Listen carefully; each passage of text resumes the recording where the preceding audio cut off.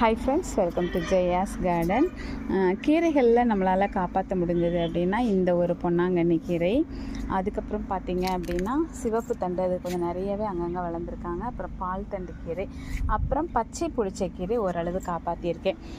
சிவப்பு புளிச்சக்கீரை வந்து கொஞ்சம் நமக்கு வந்து 2-3 தடவை 2-3 சிஸ்டர்ஸ் வந்து அனுப்பி கொடுத்துருந்தாங்க. ஆனால் அது எல்லாமே வந்து தழுத்து வரும், அப்புறம் அடியாயிடும், தழுத்து வரும், அப்புறம் அடியாயிடும். ஸோ இப்போ கொஞ்சம் பழைய விதை நான் விலைக்கு வாங்கினது, ரொம்ப நாளைக்கு முன்னாடி வாங்கினது, இன்றைக்கி கொஞ்சம் தேடினேன். அதாவது இப்போ நம்ம புதுசாக எடுத்து வச்சுருக்கிறோம் இல்லையா, உங்களுக்கு அனுப்புறதுக்காக ஒரு சில விதைகள் வந்து நம்ம எடுத்து வச்சுருக்கோம். அந்த விதைகளை வந்து எடுத்து நம்ம டப்பாவில் போட்டு வைக்கலாம். போட்டு வச்சாக்க கொஞ்சம் அந்த ஆடிப்பட்டதுக்கு உங்களுக்கு அனுப்பி விடலாம். ஒரு 10 விதைகளாவது அனுப்பலாம். ஏன்னா நிறைய பேர் நமக்கு கவர் அனுப்பி அப்படியே பெண்டிங்கில் போட்டுவிட்டோம் அந்த பெயிண்டிங் டைமில்.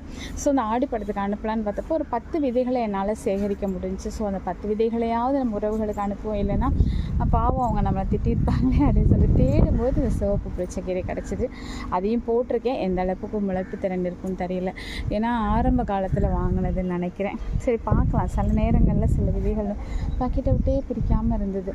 சரி பார்ப்போம், வந்ததுன்னா உங்களுக்கு நான் சொல்கிறேன். ஓகேங்களா? பாய்.